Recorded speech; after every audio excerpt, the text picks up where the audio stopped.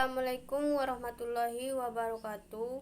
Perkenalkan, nama saya Suti Herawani, NIM 33210449. Saya mahasiswa Institut Agama Islam Negeri Bukit Tinggi, jurusan Perbankan Syariah, program studi S1 Perbankan Syariah. Baiklah, di sini saya akan mempresentasikan makalah saya yang bertema tentang Nuzulul Quran dan Asbabun Nuzul. Selamat menyaksikan dan semoga bermanfaat. Baiklah, di sini saya akan mempresentasikan makalah ilmu tafsir saya yang bertema tentang Nuzulul Quran dan Asbabun Nuzul. Baiklah, materi yang pertama yaitu pengertian Nuzulul Quran dan Asbabun Nuzul. 1. Pengertian Nuzulul Quran. Nuzulul Quran terdiri dari kata nuzul dan Al-Quran yang berbentuk idafah. Penggunaan kata nuzul dalam istilah Nuzulul Quran dapat kita pahami maknanya secara harfiah, yaitu menurunkan sesuatu dari tempat yang tinggi ke tempat yang rendah. Sebab Al-Quran tidaklah berbentuk fisik maupun materi. Nuzulul Quran menurut pengertian majazi yaitu penyampaian informasi atau wahyu kepada Nabi Muhammad dari alam gaib ke alam nyata melalui perantara malaikat Jibril. Proses turunnya Al-Quran.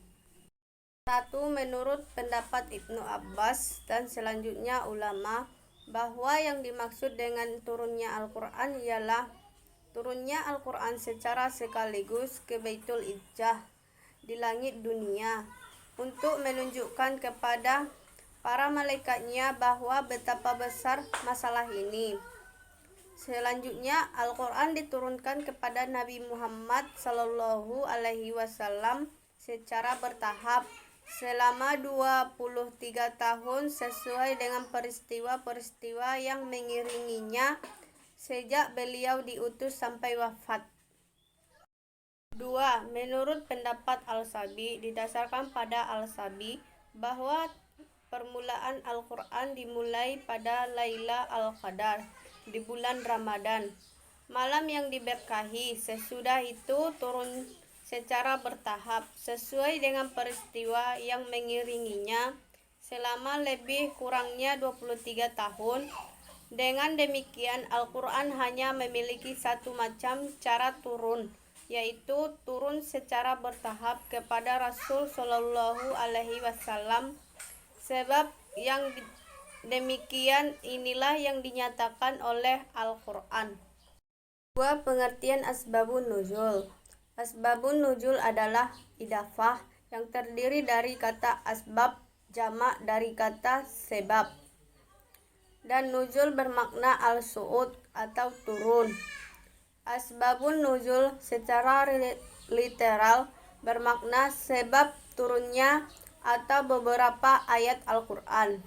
Menurut Muhammad Al-Halim Al-Zarqani, asbabun nuzul adalah suatu kejadian yang menyebabkan turunnya satu atau beberapa ayat atau suatu peristiwa yang dapat dijadikan petunjuk hukum berkenaan dengan turunnya suatu ayat. Selanjutnya materi yang kedua yaitu bukti historis Al-Quran turunnya bertahap. Al-Quran turun secara berangsur-angsur selama 22 tahun, 2 bulan, 22 hari. Bukti historis turunnya Al-Quran yaitu yang pertama, kondisi masyarakat yang hidup pada masa turunnya Al-Quran adalah masyarakat yang tidak mengenal baca tulis. Bahkan Nabi Muhammad sendiri termasuk dalam golongan masyarakat tersebut. Ia juga tidak hidup dan bermukim di tengah-tengah masyarakat yang relatif telah mengenal peradaban seperti Mesir, Persia, atau Romawi, dan satu-satunya andalan mereka adalah melalui hafalan.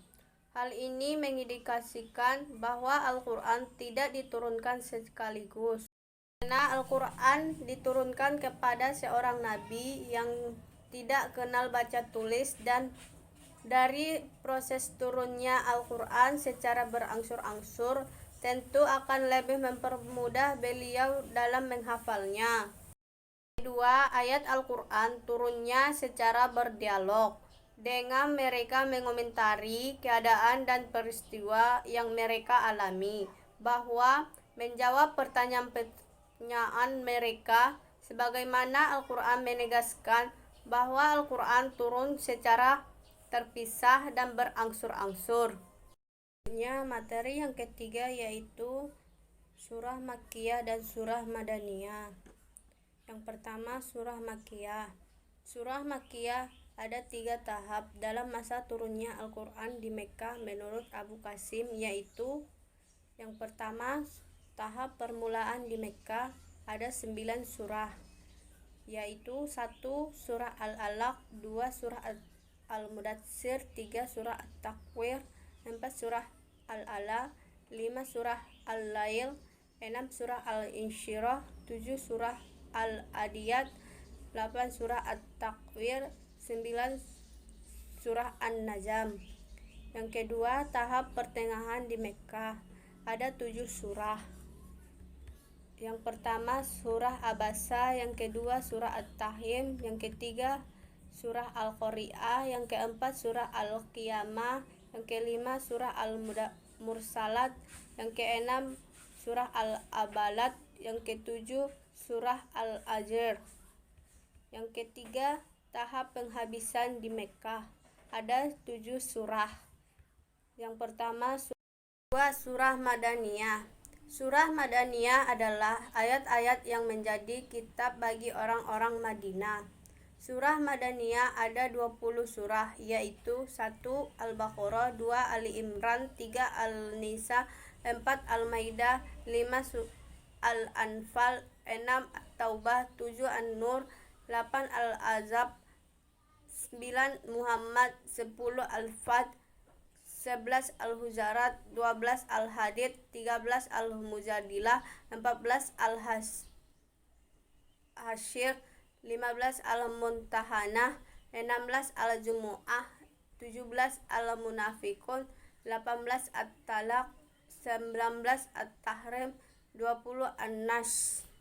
Selanjutnya materi yang keempat yaitu pemeliharaan Al-Quran dan penyempurnaan Mushaf Utsmani. 1. Pemeliharaan Al-Quran. A. Pemeliharaan Al-Quran pada masa Umar bin Khattab dan Abu Bakar Siddiq. Orang yang pertama kali menyusunnya dalam satu mushaf adalah Abu Bakar As-Siddiq.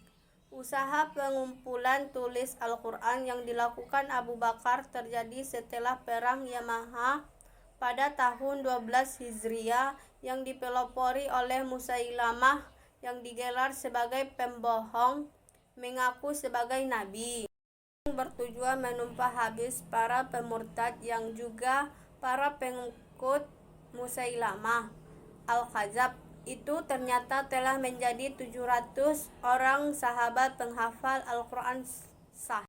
Pemeliharaan Al-Quran pada masa Utsman bin Affan. Munculnya perselisihan dan pertentangan tentang baca Al-Quran di kalangan umat muslim. Kemudian Utsman dan para sahabat bersepakat untuk menyatukan manusia pada satu mushaf agar tidak terjadi perselisihan dan pertentangan dalam masalah bacaan tersebut. Utsman menulis surat kepada As-Saff agar dia mengirimkan lembaran yang telah ditulis pada masa Abu Bakar untuk dijadikan pijakan mengumpulkan Al-Quran. Pemeliharaan Al-Quran pada masa setelah Khalifah. Islam terus-menerus berkembang, baik wilayah ataupun pemeluknya. Islam tidak hanya dianut oleh orang Arab, sehingga benturan kultural antara orang Arab dan non-Arab pun tidak dapat dielakkan. Sejak saat itu, perkembangan yang dirasakan menggembirakan juga membawa kekhawatiran berupa keselamatan kemurnian bahasa Arab. D. Ras Utsmani. Ras Utsmani adalah tata cara menuliskan Al-Quran Al-Quran yang ditetapkan pada masa Khalifah Utsman bin Affan. Tata cara penulisan itu dijadikan standar dan penulisan kembali atau penggandaan mushaf Al-Quran yang populer dengan nama Ras Utsmani yang ditulis oleh panitia 4 dengan kaidah tertentu. 2. Penyempurnaan mushaf Utsmani atau masa Khalifah Ali dan sekarang. 1. Pemberian tanda baca pada Al-Quran oleh Abdul Aswad Ad-Dauli. 2. Pemberian titik pada setiap huruf Al-Quran oleh Nasir Ibnu Hasim atas perintah Al-Azaz. 3. Usaha berikutnya memberi baris atau harkat oleh Khalil bin Ahmad. 4. Pemberian tanda ayat, wakaf, nama-nama surah pangkalannya. Selanjutnya, materi yang kelima yaitu urgensi mempelajari asbabun nuzul. Ayat yang diturunkan karena suatu peristiwa menurut Az-Zarqani ada 3 bentuk. 1. Kusumah atau pertengkaran, yaitu semisal perselisihan antara kelompok Aus dan Khazraj. 2. Kesalahan seseorang yang tidak dapat diterima akal seperti yang masih mabuk mengimani salat sehingga ia salah dalam membaca surah Al-Kafirun.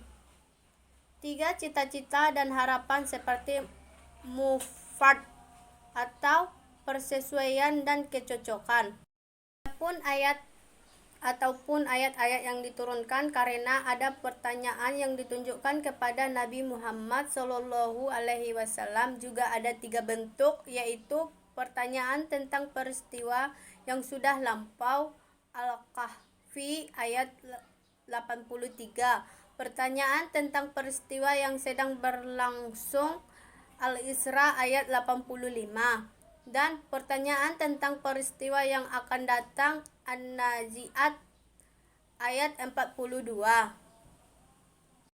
Bentuk redaksi yang menerangkan asbabun nuzul terkadang berupa pernyataan tegas mengenai sebab dan terkadang pula berupa pernyataan yang hanya mengandung kemungkinan mengenainya. 1. Bentuk pertama yaitu redaksi yang berupa pernyataan tegas mengenai sebab ialah jika perawi mengatakan sebab turun ayat ini adalah begini atau maka yang dirangkaian dengan kata turunlah ayat sesudah ia menyebut peristiwa yang. 2. Bentuk kedua yaitu redaksi yang kemungkinan menerangkan asbabun nuzul atau hanya sekedar menjelaskan kandungan hukum ayat ialah bila perawi mengatakan ayat ini turun mengenai ini atau mengira ayat ini turun mengenai soal begini, atau aku tidak mengira ayat ini turun kecuali mengenai hal yang begini.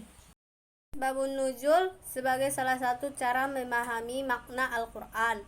Para mufassir atau para ahli tafsir setelah memperhatikan dan memberi pembahasan khusus masalah asbabun nuzul dalam buku mereka. Terima kasih, mungkin cukup sekian presentasi dari saya. Apabila ada kesalahan kata, saya mohon maaf. Kepada Allah saya mohon ampun. Saya akhiri, wabillahi taufik hidayah. Wassalamualaikum warahmatullahi wabarakatuh.